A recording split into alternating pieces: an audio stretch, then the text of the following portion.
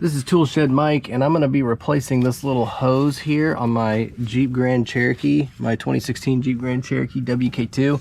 I just noticed there's some cracking happening here. I don't actually have any check engine lights referring to evap systems or anything, but I just happened to notice it when I was under here working on changing out the camshaft sensors. So I'm gonna see if I can swap that out real easily. I mean, it looks like I can just feed another one from here under. If not, I can pull this little air box off. It's not that difficult, but I want to see if I can do it the easy way first.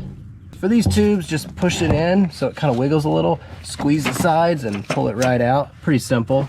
I already pulled this out, but you just reach out and yank it, and it's got one of those little you know, zip tie style holder connector things down there. And down here on this bottom one, you can't hardly see it, I can't hardly see it, but there's two red tabs. You bend back, they're, you know, they clip on, so just pull both of those red tabs back and then this slides out. So that one, I'll stick my trim removal tool in, yank it off. There we go. See if that's enough to get this old tube out. That one actually was a little bit tricky. I'm sure there's a special tool you're supposed to use that goes in. If you can kind of see in there, it's got these two little lips that reach in and grab this piece on the side.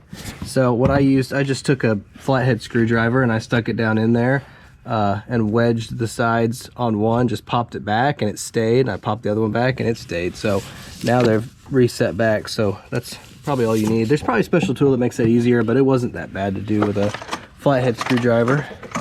Here we go, got it out. Let me use this little pick and try to undo these zip ties so I can move it from here to the new one. You only get it moved a little bit before it, there we go.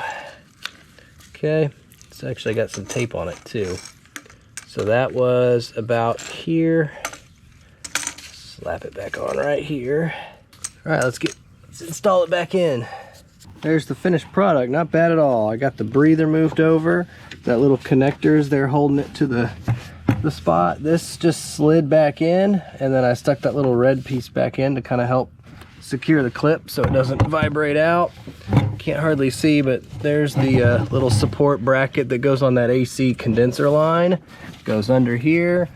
That piece just stuck back into that valve cover, and then right here, hooked all up. We're good. Hopefully you liked that video. If you did, give it a thumbs up and consider subscribing if you'd like to see more content here on my Jeep Grand Cherokee.